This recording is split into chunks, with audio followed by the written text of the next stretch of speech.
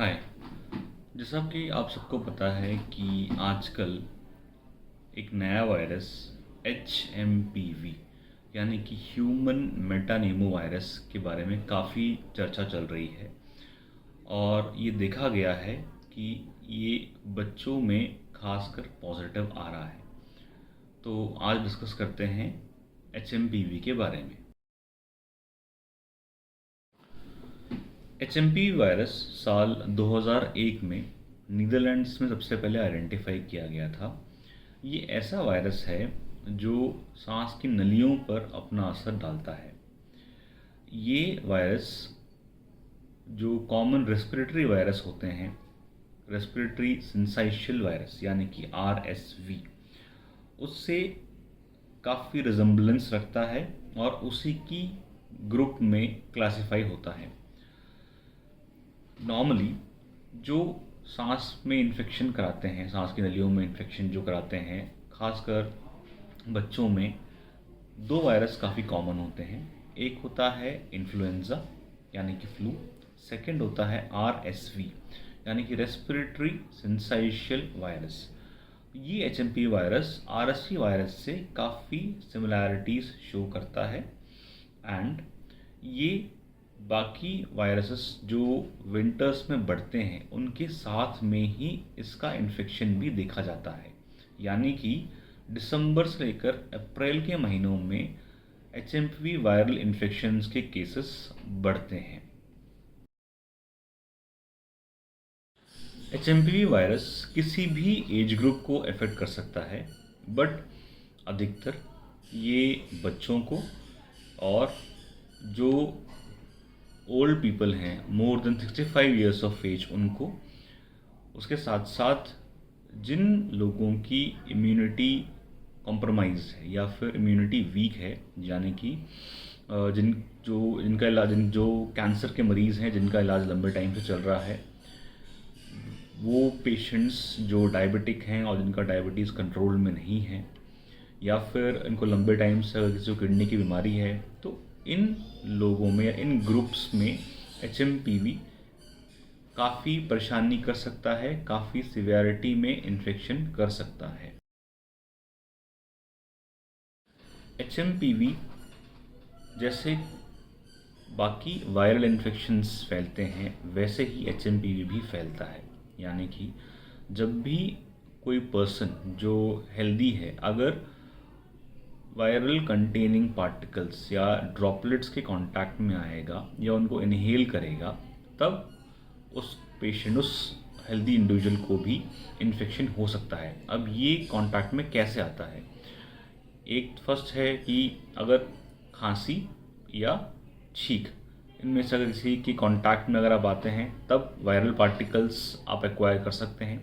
Second, अगर कोई infected person है या कोई बीमार इंसान है और उससे हैंड टू हैंड कांटेक्ट करने के बाद भी इन्फेक्शन एक्वायर किया जा सकता है। तीसरा, अगर किसी भी सरफेस पे यानी कि टेबल हो, कपड़े हों, अगर उस पर वायरल पार्टिकल्स पड़े हुए हैं या फिर सिक्रीशंस पड़े हुए हैं, उसके कांटेक्ट में आने के बाद भी ये इन्फेक्शन एक्वायर हो सकता है। बच्चों में क्या सिम्टम्स या लक्षण मिलते हैं? देखा ये गया है कि HMPV वायरस अधिकतर 2 साल या उससे ऊपर के बच्चों में URI यानी कि अपर रेस्पिरेटरी इन्फेक्शन, मतलब ज़ुकाम खांसी के फॉर्म में ही आता है, और 1 साल से कम के बच्चों में जकड़न छाती में या निमोनिया के लक्षण के तरह आ सकता है। इसीलिए 1 साल से कम के बच्चों में सिवियरिटी ज़्यादा होती है और सावधानी भी ज़्यादा बरतनी होती है। अब सिम्टम्स आते क्या हैं, क्या लक्षण होते हैं इनमें? अधिकतर देखा गया है कि इसमें खांसी 90% बच्चों में देखी गई है, साथ साथ में बुखार 50% बच्चों में जिनको HMPV इन्फेक्शन है वो मिलता है। इन दोनों के साथ साथ भूख ना लगना, दस्त लगना और उल्टियाँ लगना, ये लक्षण भी HMPV इन्फेक्शन में देखे गए हैं। HMPV इन्फेक्शन को प्रिवेंट करने के लिए हमेशा जब भी बाहर जाएं मास्क पहने। मास्क क्लॉथ मास्क भी हो सकता है N95 मास्क भी हो सकता है या सिंपल ट्रिपल लेयर मास्क भी हो सकता है। सेकेंड, अधिकतर ट्राई करें कि हैंड हाइजीन को स्ट्रिक्टली फॉलो करें। कहीं भी बाहर जाने के बाद या कहीं भी हॉस्पिटल जाने के बाद अपना फेस या फिर मुंह पे हाथ टच करने से पहले इंश्योर करें कि हाथ हमेशा साबुन से अच्छे से धो रखा हो। उसके बाद जो भी जिनकी भी तबीयत ख़राब है उनसे क्लोज कांटेक्ट अगर हो सके तो अवॉइड करें, नहीं तो अगर कांटेक्ट है तो एटलीस्ट मास्क पहन के ही उनके कांटेक्ट में आएँ। अब जिनकी तबीयत ख़राब है वो लोग क्या करें, वो लोग हमेशा मास्क पहन के रहें। हैंड हाइजीन उनको भी स्ट्रिक्टली ही फॉलो करना है और तबीयत अगर ख़राब है तो घर पे रहें और आराम करें। और कभी भी अगर ऐसा लगे कि बुखार में आराम नहीं आ रहा है या सांस लेने में दिक्कत आ रही है या उल्टियाँ बहुत ज़्यादा हो रही हैं तो तुरंत अपने पास के पीडियाट्रिशियन या हॉस्पिटल को ज़रूर विज़िट करें। इस बात से निश्चिंत रहें कि ये वायरस एक नया वायरस है या फिर बहुत फेटल वायरस है जिससे मोर्टालिटी ज़्यादा होती है, ऐसा कुछ नहीं है। ये वायरस पिछले 50-60 सालों से इस वर्ल्ड में है, सर्कुलेशन में है। बहुत सारे केसेस हो रखे, बहुत सारे केसेस आते हैं HMPV के। इंडिया में कम आते हैं बट बाहर देशों में काफ़ी आते हैं।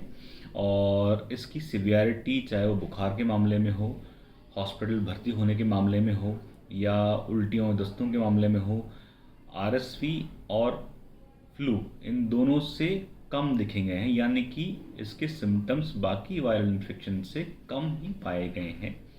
तो घबराएं नहीं, निश्चिंत रहें।